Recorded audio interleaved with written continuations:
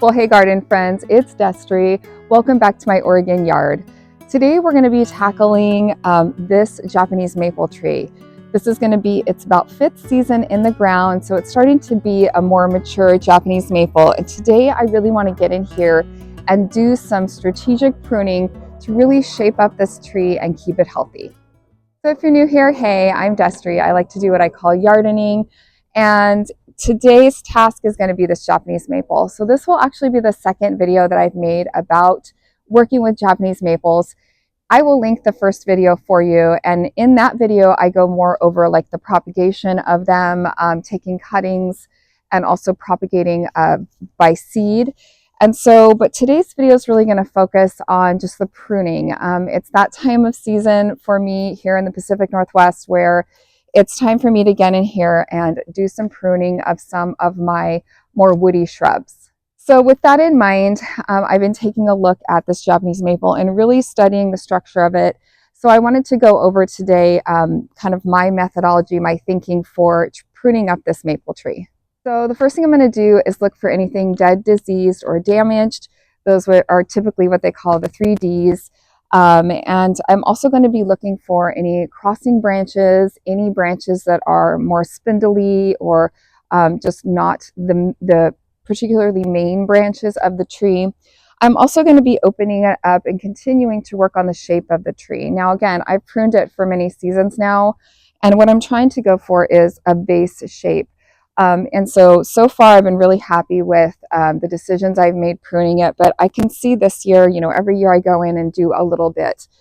So if you're not familiar with trimming up Japanese maples, hopefully by the end of this video, you'll get some tips and tricks. All right, folks, well, here is the Japanese maple that I'm going to be working on today.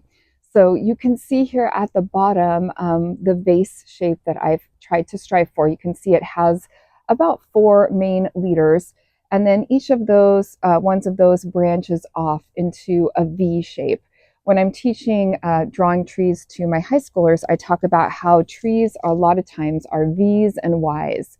So if you can see that branch in the background making sort of that Y shape. And then I do have some sort of secondary branches coming up here that I'm kind of questioning.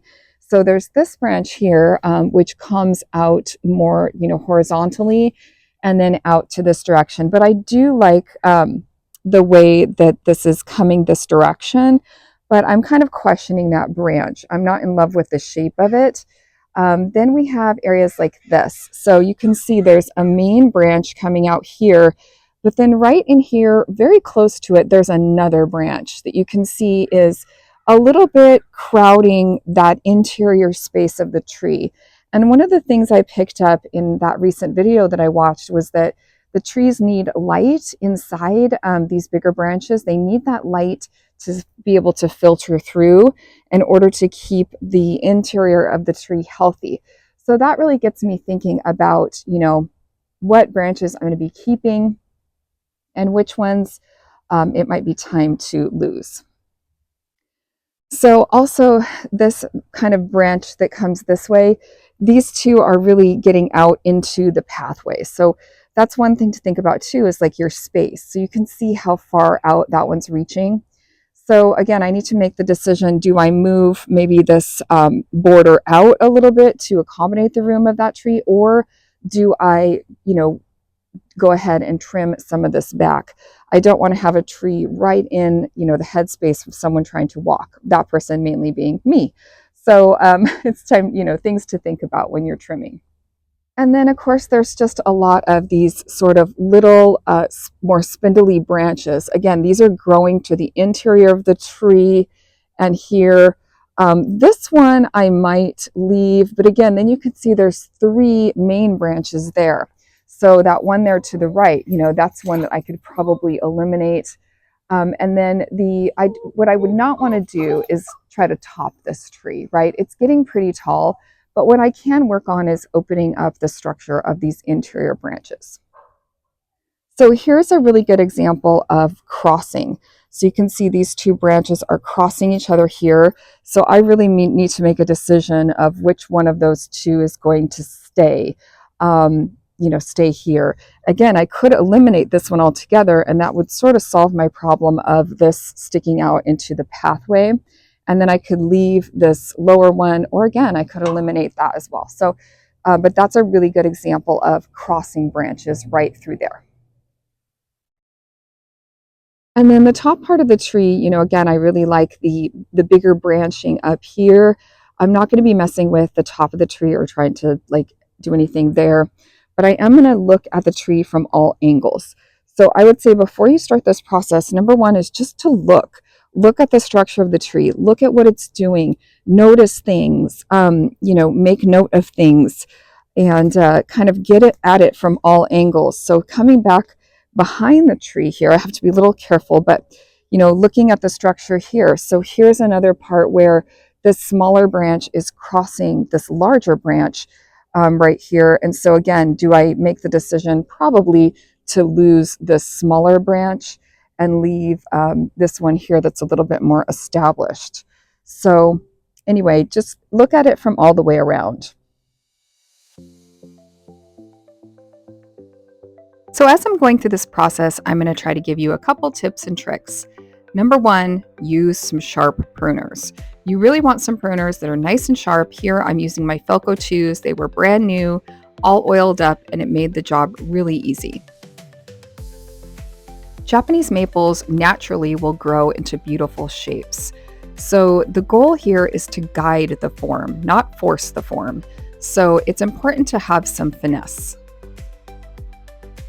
Another thing that's important is to prune at the right time. So late winter, early spring is the perfect time for pruning. You can also do some light pruning in the summertime, but you really want to avoid doing any major pruning in the fall. Remember, if you're a beginner, less is more. You can always go back in later and take more branches off, but you don't want to be too aggressive with your first couple prunings of your Japanese maple trees. Another tip for you is to focus on airflow. So you really want to remove any crowded areas to help that light come in through the canopy into those bottom branches. Providing more airflow can really help prevent any disease. It's also helpful to know what kind of Japanese maple you have. Does it have a weeping habit? Does it have a more upright habit like this one? And again, try to follow the natural curves of the branches that the tree is wanting to develop. Another tip I have for you is to stand back every so often as you're pruning. Really take in the shape of the plant and look at the overall aesthetic of the shape that you're trying to create. One thing you do not want to do with Japanese maples is what's called topping. That's where you would take all of the top branches off and just sort of cut them straight across like a bad haircut. No, no, no. Don't do any topping to your Japanese maples. One thing that I really enjoy about Japanese maples is the beautiful structure of the trunk in my winter garden. They can really provide some beautiful winter interest in your landscape. So if you've never tried planting one, I would say go ahead and give them a try. Another tip for most woody shrubs is to not remove more than 15 to 20% of the overall structure of the plant. This can put the plant into shock and can actually cause more harm than good. So show a little restraint while also developing the structure of your branches. As I was pruning this plant, again, I was looking for anything that looked dead, damaged, or diseased. Now this specimen is actually in beautiful shape. Another thing I was looking for were any crossing branches. You definitely want to remove any branches that are rubbing on each other and might be crossing. Another tip I have for you is to give yourself time. Don't try to rush through the process. Take your time, really look at things, and if you need to, take a break. Go do something else in the garden and then come back to it with fresh eyes. Another tip I have is to phone a friend. Have your partner, your husband, or something come look at the tree with you and make decisions together. Sometimes when you have a buddy to help you with a process like this, it can give you more confidence.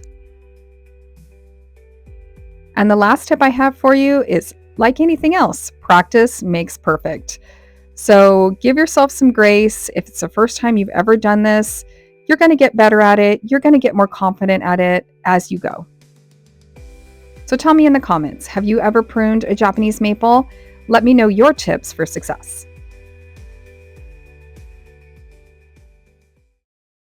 All right, well, I'm going to get in here and show you some of the decisions I made and how this tree has turned out. So again, if you could kind of follow with your eyes this bottom part where there's the 4 main trunks, and then we have our V's, right? So I've got 1, 2, 3 there. And then coming up a little bit further, you can see all those branches so far are totally cleaned up. They are cleaned up until, you know, the canopy will begin, which is up in here. So in this area is the most critical. Now, one of the decisions I made that was a pretty big decision was to take out this branch here. So I went ahead and took out that one that was just coming into the walkway a little bit too much. Now, the other one I'm sort of on the fence about is this one here. Now, again, I want to leave it because I like that Y, but unfortunately this branch is, again, coming out a little bit too far, and it's doing that because it's looking for light. So what I'm going to do is actually a technique where I'm going to lash this branch to this branch.